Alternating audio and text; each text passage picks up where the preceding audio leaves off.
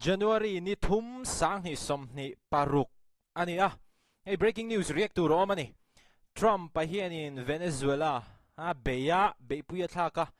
thona tirluta chuanin anram hruai tu le anupui hi a Monday ni turani hetianga news sakan mu theidan hi chuan mo poni se asaw ni ka titel lawanga a chan chu bompuk ri te silai ka ri te hi awma he hi YouTube lam hian ina du vak lowa chuwan chuanin thei chin china chuanin a sound tel lo hian in kanedanga kepon karon react phei zel don ani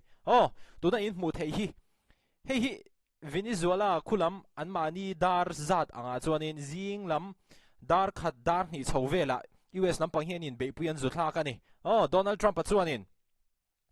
hetiang hian in thu a chu ani United States of America hian in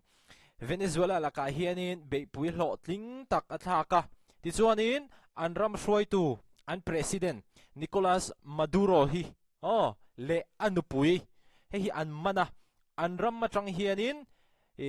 flown out of the country atia khoya tak nge an hruai soi chuang lo Donald Trump hian mo ma se tuna kan hriat thei chu Venezuela ram president le anupui te hi US sipai te hianin an mana Venezuela ram atang hianin an thlo chho pui ani khoi phuna ngan thlo chho pui yang khami kha chu hriat ala ni lo ma ro chu nikina kim chang taka hriat thei turin Donald Trump hianin news conference hi ala nei don ani thank you for your attention to this matter atilea hi a signature line ve dewania hetiang hianin Trump chuanin social media lama US ina be puyan thak thu hi le hotling taka be puyan thak thu hi hetiang hianin aron puang ani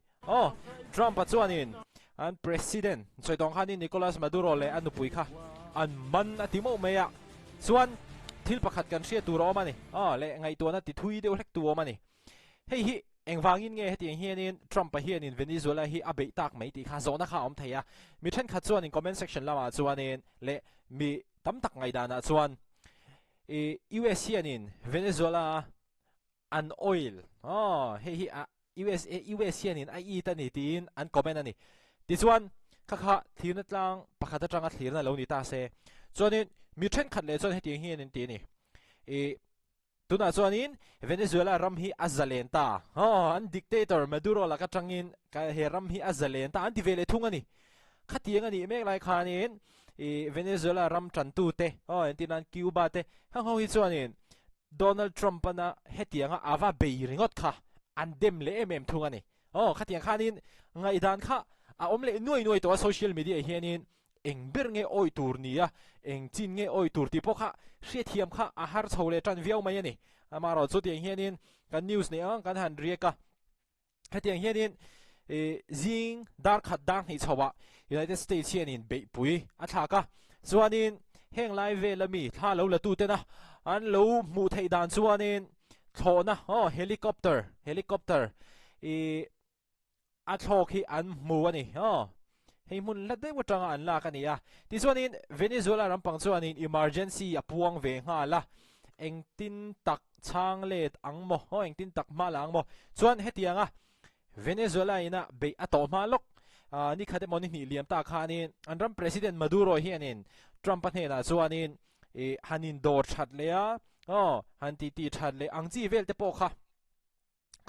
adu thu kha soi chuaka chuanin Trump hena chuanin Venezuela ina kan ramina oil anei te po hi engtin moni US tan ti theidan kong om mai thei ani tiang zong khanin alo soi man ani kami Venezuela president Maduro na khatianga soi te po kha social media khanin alo darle na saman towa kami wang po kha ani mai thei ani mi then kha chuanin Trump an Venezuela arun na chan chu oil a idwang tia anlo soi na chan kha chuan hetianga be pui Trump an be pui thak ma hianin kan hria tur bok chu enge rui hlo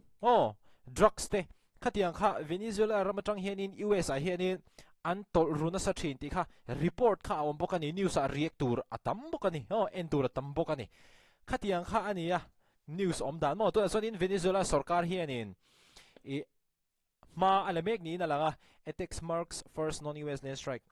hi United States ina Venezuela ram abe na masaberani Colombian Cuban president in hetianga US ina Venezuela abe taringot mai hi adem thu aron posani chuanin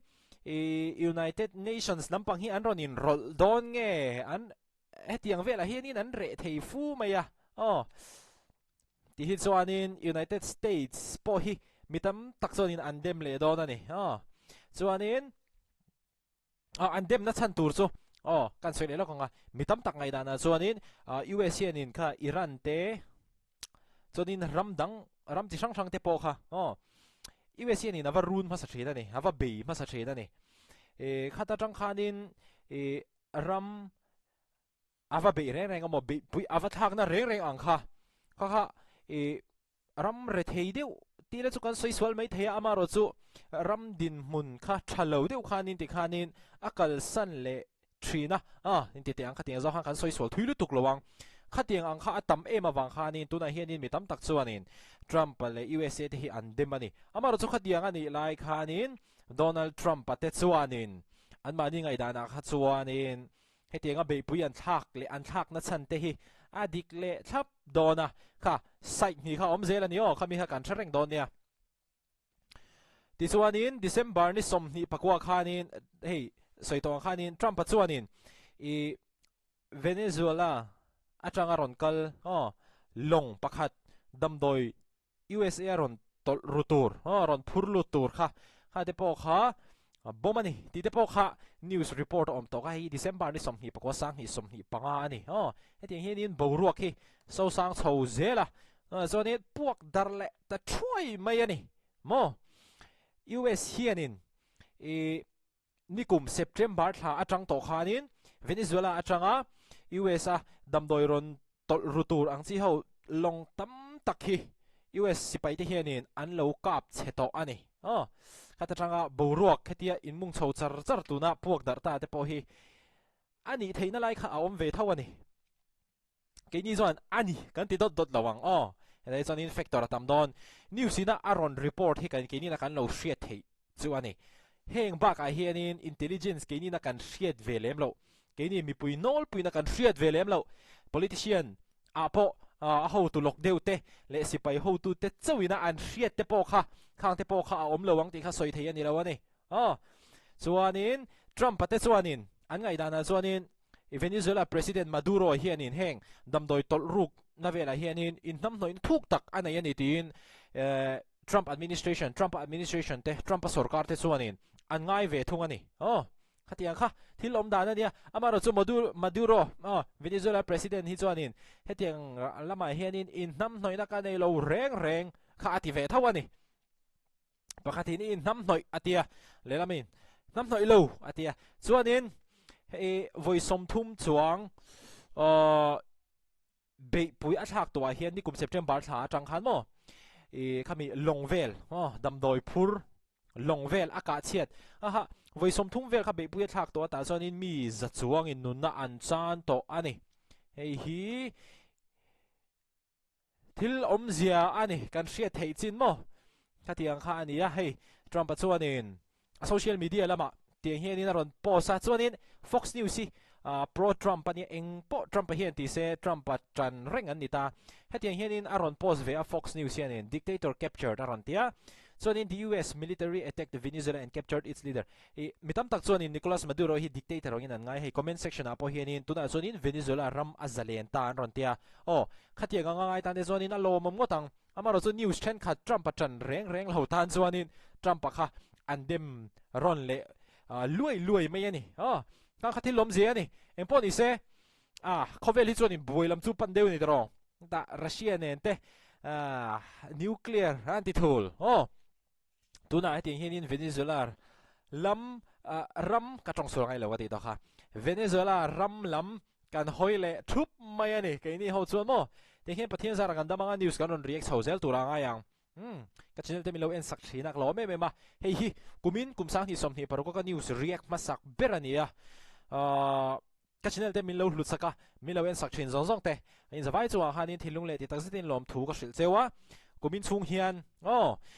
YouTube pa ke ni chung ko hianin subscriber nuai nga neitin kan tumani kha video masalama po kan post to kha chuwa chuanin in theina nga hanin tran milo lak pui ve don nia video le kan in mule theu don nia loin en kol thaula